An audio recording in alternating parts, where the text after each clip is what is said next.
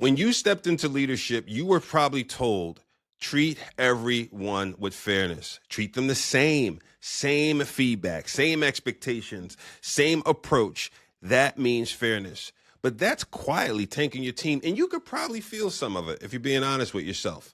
My name's James Rousseau. This is the Leader I Needed podcast. I've spent 20 years leading in corporate America as well as being an executive coach to many. I've also been a president in a few different businesses, and one of the years as president, I received a fair email that nearly crushed me, but it also taught me about what's missing in leadership sometimes.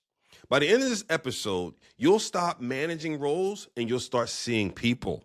You'll use 4 distinct roles that you can move between to give each team member what they need in the moment. I'll walk through the trap of sameness, then break down the 4 roles: coach, cheerleader, confidant, and counselor, and how to know which one to step into and when. So let me take you back a few years to the tough moment of the fair email. So we were in the midst of a brutal summer, and it was brutal because we were coming off a wonderful prior year of performance, double-digit growth. And we expected to do the same this year, and even more so. The goal bar was higher. The first quarter had been great. Then about May, June-ish, we started seeing some softness. Then in July, it was as if a FedEx truck full of our applications went into a tornado, never to come back. I mean, the hit was huge. And if you've been in sales before, you know you have to then play catch up hard. I was running through various options. I got a call from my CEO every now and then checking me and saying, hey, are you good? Checking in on things, so on and so forth. And the team was trying to rally. Now, we would go back and forth to our home in Alden, PA every now and then. We get in one night, flying into the Philadelphia airport. You know how that could be. You never land at the terminal from which you left. So you shifting across terminals to get to your car. You get home late. You get some food from somewhere, and then you try to sit down and eat. Well, then I get this ping on my phone, and I made the mistake of opening it, and it was an email from my CEO. It was factual. It was accurate. It was not disrespectful, but it really didn't leave any room for dialogue, nor did it encourage dialogue. What it actually did was activate my amygdala, my fight or flight. It left me isolated. It left me doubting. It put me in a position to read it over and over that night and for weeks after. And the lesson landed sometime later, because I know I may have done that before as well. Sending emails to people as a form of coaching or correction is probably not the best way to go, family. In fact, I would say it's one of the biggest mistakes I can recall making earlier in my leadership. See, the fact is, people are different. They've got different motivations, different confidence levels, life seasons, capabilities, and they react differently in different situations. So back to the point I'd open with, fairness and treating everyone identically isn't steward leadership. It's almost a way to avoid the harder work of actually seeing people. You don't need one leadership style. You need a range. This week, drop the I treat everyone the same badge. Pick 3 people on your team and write down 1 sentence each. What does this specific person need from you right now? Not their role. What do they need from you right now? So now let's talk about 2 of the roles I promised you would use in this range. You know, March Madness this year was incredible, particularly the women's for me. One of the games I really enjoyed was Maryland versus UNC, and not because of the game itself, but because of the conversation or the coaching that took place from Brenda Frese when she got in with her star player, Oluchi Okawana. Literally, she was finger to the chest. And when you look at it, at first, it could look like she crossed the line. But Okinawa's play lifts immediately after this coaching moment.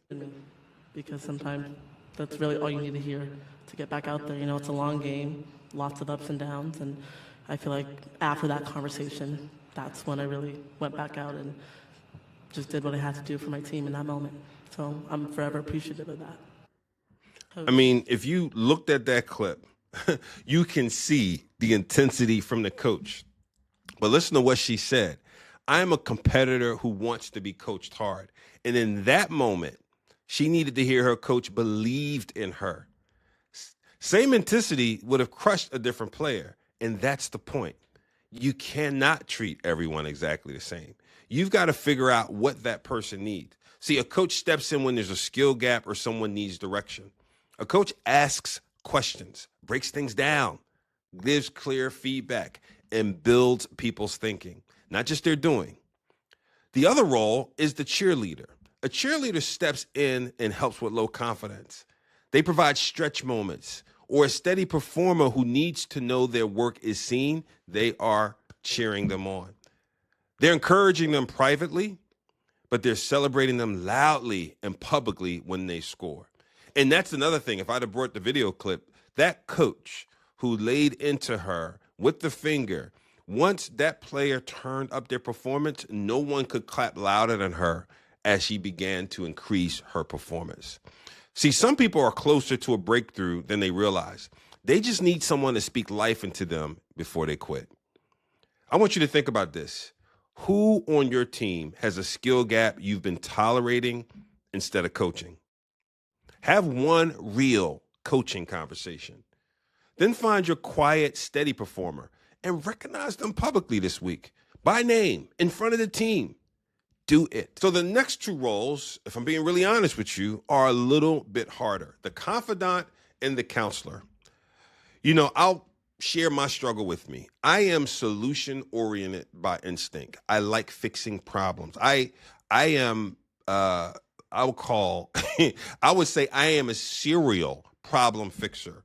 In fact, if something gets accomplished, it's great. I can celebrate it for about 15 minutes, and then I have to move on to find the next problem. It's just the way I'm wired. You can continue to pray for me. But it makes the confidant role for me the hardest role for me to hold, and I'm super cognizant of that because it requires me to listen without rushing to take action and solve. Looping back to what I said about the email, the counselor is the role that sometimes I got wrong earlier on. Showing up as a keyboard assassin and hothead, reacting instead of responding, is not helpful to anyone. And I'm not saying that's what my CEO did to me, but it had the same impact. A conversation, being that counselor, would have probably been a little bit more effective. Hearing me out, drawing it out of me. And I should have been doing more of the same of that with my direct reports as well. The confidant is a place you can build trust with, and you can hold space for people. You listen without rushing to fix. If you don't see the person, you misread the performance.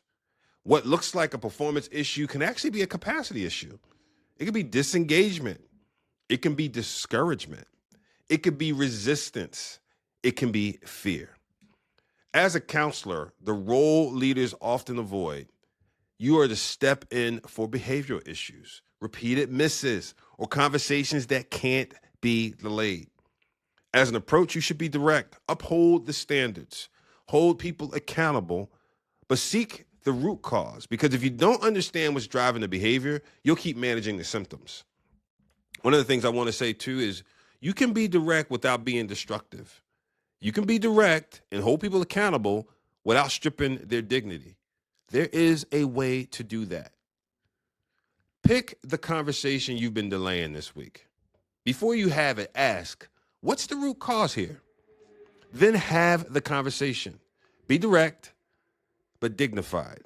And separately, find one person to simply listen to this week with zero agenda to fix anything.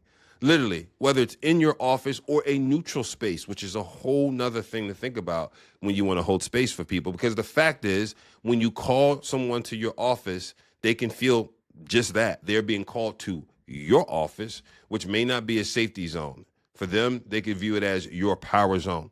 Go to the cafeteria, find a table, go away somewhere privately. No agenda, no book. Don't look like you're going to take notes, and just say, I'd love to hear what's going on with you. The good, the bad, the ugly, the indifferent, you name it. I'm just here to listen. Tell me what's going on with you. The danger of over-relying on one role, sameness, fairness, if you're only the coach, you will feel transactional. If you only cheerlead, you'll lack holding standards. If you only listen, you avoid accountability. And if you only correct, you will lose your team. Great steward leaders don't just manage work. They diagnose people, they diagnose the need, and they respond accordingly. I want to leave you with 4 questions for this week. Who needs coaching? Who needs encouragement? Who needs a safe space?